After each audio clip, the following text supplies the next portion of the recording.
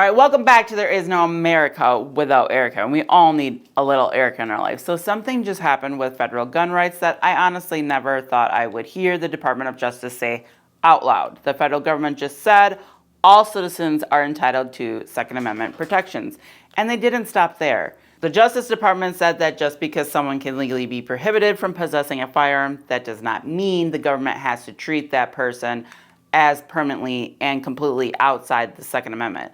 Their words, and this wasn't buried in somebody's campaign speech. It's in the government's response explaining the new federal firearm rights restoration rules. So today we're going through what actually changed, who can apply, who probably shouldn't apply yet, and some misconceptions I've already seen popping up in the comments. But first, if you want to help support the channel, head over to Only Technical Fans and check out our store. We've got shirts, hats, gun cleaning supplies, targets, and a bunch of other stuff over there. Every purchase helps us keep making these videos, and we really appreciate everybody who continues to support us. Now back to this, because there's a lot that's changed. The rule is final. First, this isn't a proposal anymore. On August 17th, the Justice Department announced the final rule establishing the new federal firearm rights restoration program under 18 U.S.C. 925C. For more than 30 years, there really hasn't been a functioning federal program for this. Now there is, and Attorney General Todd Blanche made the government's position pretty clear. The Second Amendment is not a second-class right. He also said the federal government should not permanently take away someone's constitutional right without considering whether that person actually possesses a danger to public safety. That's a pretty massive change in philosophy. Who can apply? This is broader than just convicted felons. DOJ says people prohibited under 18 U.S.C. 922G can apply. That includes felons, certain unlawful drug users, people with certain mental health prohibitions, people dishonorably discharged from the military, people subject to certain domestic violence prohibitions, and other categories covered by like 922G. Now, being allowed to apply, however, does not mean you're automatically getting your rights back. There are presumptive disqualifiers. 5 different buckets. DOJ basically created 5 categories of presumptive disqualifiers. Current status, permanent, 10 years, 5 years, and reapplication. If you're currently incarcerated or still serving certain portions of your sentence, that's a problem. Certain serious offenses can create a permanent presumption against restoration. Certain offenses and conduct create a 10-year presumption. Many other felony convictions create a 5-year presumption. But here's something important. There are presumptions. DOJ says extraordinary circumstances can potentially overcome a presumptive disqualification. So when somebody tells you you have this conviction, therefore you're automatically rejected for exactly 10 years, don't take a YouTube comment as legal advice. Go look at the actual rule. DOJ can also look at the underlying conduct, not merely the name printed next to your conviction. The 5,000 person limit. Here's another misconception I've already seen. People are saying they're only taking 5,000 people. They're going to handpick them. That's not what DOJ is saying. The program starts rolling out in stages. September 25th is an invited candidate phase. Then on November 4th of 2026, the application opens to the public for the first 5,000 applicants on a first-come, first-served basis. Then on January 4th, another 500 people can apply while DOJ tests the payments system. Eventually, DOJ says it intends to open access to the public at large. So yes, the rollout is limited. But no, DOJ isn't saying it's secretly choosing the November 5,000. It's not just felons. Another important point, this program isn't exclusively about felon convictions. If you're prohibited under one of the other 922G categories, there may be a pathway for you too.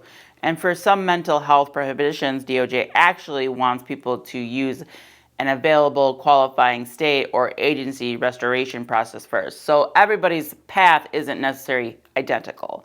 What do you actually need? This isn't just clicking a button that says, hey government, I've been good, can I have my guns back? You're going to need documentation. For felony cases, DOJ lists things like the charging documents, judgment of conviction, and proof showing when you completed the final requirement of your sentence. They can also want plea documents, sentencing documents, and other records. Applicants need criminal history information, fingerprints, character references, and there's a $30 application fee, although DOJ provides for requests to waive or reduce that fee. So if you think you're going to apply, start figuring out where your paperwork is now.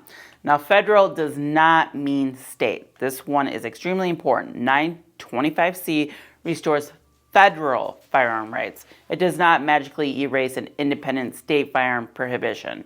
DOJ specifically warns people about this, so somebody could potentially receive federal relief and still be prohibited under the law of their state. Before anybody runs out and buys a firearm after receiving federal relief, make absolutely sure you understand what your state law says too. What if they deny you? A denial isn't necessarily the end. DOJ says you may seek judicial review in the United States District Court where you live. Depending on why you were denied, you may also be able to apply again after the appropriate waiting period. Now, before we get to the biggest part of this, one more quick thing. If you want to support what we're doing here, please check out Only Tactical Fans. The store is what helps us continue putting out these videos, and there are a bunch of different ways to support us over there. Now, even if you don't buy anything, just going over and checking it out helps more than you probably realize. And this is the part I can't get over. Forget the paperwork for a second. Forget the 5,000 applications. Forget waiting periods. Read what the United States Department of Justice just put into the record.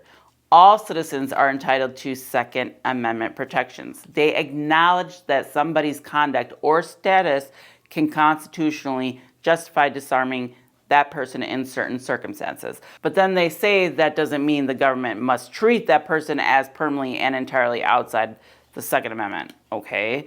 And then the DOJ says the Constitution sets a floor for the protection of Second Amendment rights, not a ceiling. That is a very different conversation than what we've been having for the last several decades. This program certainly isn't perfect. There are waiting periods, there are presumptions, there are state law problems, there are limited openings during the rollout, and there are going to be a million individual circumstances that we cannot possibly cover in one video. But after more than 30 years without a functioning federal 925C restoration program, there's finally an actual process coming back online. And perhaps more importantly, the federal government just acknowledged something that a lot of people thought it would never acknowledge. Losing your gun rights does not necessarily mean you should be considered permanently outside the protection of the Second Amendment. That's a pretty big deal. All right, guys, let me know what you guys think down in the comments. And also let me know what you guys think of this new setup. I'm just trying something different. I don't know why. Sometimes I like to change things, and sometimes I don't. It all depends on my mood, I guess, really. But let me know if you guys like it. I don't know. I'm still testing it out. I might still test the next couple of videos to see if I like it or not. But I don't know. I do feel like a boss woman in this thing. Anyways, I love you guys, and I'll see you guys in the next one. Peace.